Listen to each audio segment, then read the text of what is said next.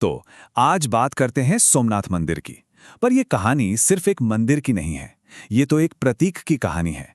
एक ऐसा प्रतीक जिसकी जड़ें 1000 साल से भी ज्यादा गहरी हैं।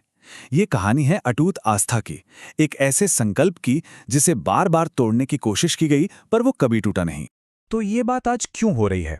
असल में हाल ही में सोमनाथ स्वाभिमान पर्व मनाया गया और यहीं से एक बड़ा सवाल खड़ा होता है कि आखिर कोई 1000 साल पुराने हमले का जश्न क्यों मनाएगा?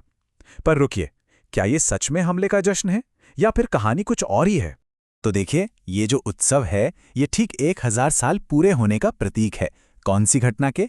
1026 में महमूद गजनी के उस कुख्यात हमले के। तो हमारी कहानी का जो कैनवास है वो 1026 से शुरू होकर आज तक फैला हुआ है। तो उस सवाल का जवाब यही है। ये जो सोमनाथ स्वाभिमान पर्व है ये विनाश का नहीं बल्कि उस अटूट हिम्मत का, उस जुझारूपन का उत्सव है। ये इस बात का जश्न है कि सोचिए, अनगिनत हमलों के बाद भी उसे फिर से खड़ा करने की आस्था और संकल्प कभी नहीं मरा। इसी को तो स्वाभिमान कहते हैं, है ना? तो चलिए इस कहानी को परत दर परत खोलते हैं। पहले तो ये समझेंगे कि इस 1000 साल की सालगिरह का असली मतलब क्या है। फिर ये देखेंगे कि आखिर मंदिर ही हमेशा निशाने पर क्यों होते थे। हम विनाश और पुनर्निर्माण के उस कभी न खत्म होने वाले चक्र की भी बात करेंगे। और हाँ, इस पवित्र जगह के कुछ ऐसे रहस्य भी हैं जिनके बारे में शायद ही लोग जानते हों। और आखिर में हम देखेंगे कि कैसे ये मंदिर एक नए आज़ाद भारत का प्रतीक बना। तो शुरुआत करते हैं सबसे पहले और सबसे जरूरी सवाल से। आखिर सोमनाथ जैसे मंदिर इतने खास, इतने महत्वपूर्ण क्यों थे? इसे समझने के लिए ना हमें थोड़ा समय में पीछे चलना होगा और ये जानना होगा कि उस जमाने में एक मंदिर सिर्फ मंदिर नहीं होता था, वो और भी बहुत कुछ था। देखिए, उस दौर में मंदिर सिर्फ पूजा पाठ की जगह नहीं थे, वो तो एक राज्य के खजाने की तिजोरी थे, उसकी ताकत और उसकी कला का जीता जागता सबूत। जरा सोचिए, ये उस समय के इकोनॉमिक और कल्चरल हब्स हुआ करते थे। इनकी दौलत के किस्से दूर दूर तक मशहूर थे और बस यही वजह थी कि जब भी कोई हमला होता तो सबसे पहली नज़र इन्हीं मंदिरों पर पड़ती।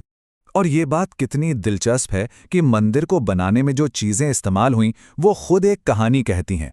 मतलब पौराणिक कथाओं को माने तो शुरुआत हुई सोने से, फिर चांदी का मंदिर बना, फिर लकड़ी का, और आखिर में जब इतिहास दर्ज होना शुरू हुआ तो इसे पत्थर से बनाया गया। ये क्या दिखाता है? यही कि मंदिर हमेशा से अपने समय की दौलत और संसाधनों का आईना रहा है। चलिए अब आते हैं इस कहानी के सबसे अहम हिस्से पर। सोमनाथ का इतिहास एक बार बनने का नहीं है, ये तो टूटने और फिर से उसी जिद के साथ दोबारा खड़े होने का एक साइकिल है, एक ऐसा चक्र जो सदियों तक चलता रहा। असल कहानी यही है। एक नज़र इस टाइमलाइन पर डालते हैं। 1026 में महमूद गजनी ने इसे तोड़ा और कमाल देखिए, हमले के फौरन बाद ही राजा भीमदेव प्रथम ने इसे फिर से बनाना शुरू कर दिया। फिर सदियां बीत गईं। 1706 में औरंगजेब ने इसे फिर से गिराने का हुक्म दिया और फिर 1947 जैसे ही देश आज़ाद हुआ, सबसे पहले कामों में से एक था सोमनाथ को फिर से बनाने का संकल्प ले। तो मुद्दा हमला नहीं है, मुद्दा है हर हमले के बाद दिया गया जवाब। इतिहास इस बात का गवाह है कि इसे जितनी बार तोड़ा गया ना, उतनी ही ज्यादा ताकत से इसे फिर से बनाने का जज्बा और संकल्प लोगों में जागा। अच्छा, तो ये तो हुई इतिहास की बात, हमलों की, पुनर्निर्माण की। लेकिन चलिए अब जरा इस मंदिर की दीवारों के अंदर झांकते हैं, देखते हैं कि और क्या क्या खास है इसमें। इसकी पौराणिक कहानियों से लेकर इसकी हैरान कर देने वाली लोकेशन और इसकी वास्तुकला तक। सोमनाथ क्यों इतना पवित्र है, ये समझने के लिए सबसे पहले ज्योतिर्लिंग को समझना होगा। देखिए, ये कोई साधारण मूर्ति या पत्थर नहीं है। ये एक ऐसी जगह है जहां माना जाता है कि भगवान शिव खुद एक कभी न खत्म होने वाले प्रकाश के स्तंभ के रूप में मौजूद हैं, उनकी कॉस्मिक एनर्जी का प्रतीक। और सोमनाथ का महत्व इसलिए सबसे ऊपर है क्योंकि शिव पुराण जैसे हमारे प्राचीन ग्रंथों में इसे भारत के 12 पवित्र ज्योतिर्लिंगों में से सबसे पहला ज्योतिर्लिंग माना गया है। अब बात करते हैं इसकी बनावट की, इसकी वास्तुकला, इसका आर्किटेक्चर भी बहुत खास है। इसे कहते हैं कैलाश महामेरु प्रसाद शैली।